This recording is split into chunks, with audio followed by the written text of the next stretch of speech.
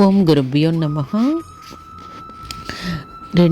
ఒక చిన్న మెసేజ్ చెప్దాం అనుకుంటున్నానండి. నేను ప్రతి ఒక్కరిని మనం విమర్శించడం కాదు, మనం ఎందుకు వచ్చాం అసలు, ఈ జన్మ ఎందుకు తీసుకున్నాము అని ఒక ప్రశ్న వేస్తే మనకి రమణ మహర్షి గారు ఏం చెప్పారు?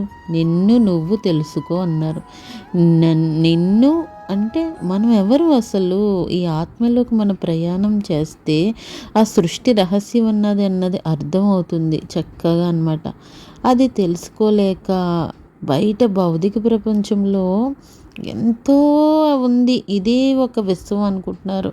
అసలు రెండు విషయాలు ఉన్నాయండి ఇక్కడ. బయట ప్రపంచం ఎంత అవసరమో మన ఆధ్యాత్మిక జీవితం కూడా మన జీవితం బతకడానికి అంత అవసరం. ఈరోజు పేపర్ చదివితే ఆ పేపర్లో ఏదో ఉత్తరప్రదేశ్లోనట ముగ్గురు అమ్మాయిలు ఆత్మహత్య చేసుకుని చనిపోయారట. దేనివలన? ఆ యొక్క కొరియన్ గేమ్స్ ఏవో ఉన్నాయట, ఆ ఎడిట్ అయిపోయి దానికి వాళ్ళ అమ్మ వద్దు అన్నారట. దానికి చనిపోయి ఉత్తరం రాసి వీటికి మేము బతకలేము, ఆ గేమ్స్ ఆడవద్దంటే అట.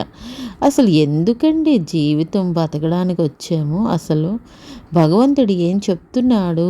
అసలు భగవద్గీతలో కర్మాచరణ అంటే ఏంటి, ఆ కర్మలు ఎట్లాగ మనం అనుభవించుకొని వెళ్ళాలి అని ఎంత చక్కగా చెప్తున్నాడో. అది తెలుసుకోలేక ఇంట్లో పరిస్థితులకి బయట పరిస్థితులకి చాలామంది చిన్న చిన్న విషయాలకి ఆత్మహత్య చేసుకొని చనిపోతుంటుంటే అండి బ్రహ్మరాక్షసులై పుడతారటండి.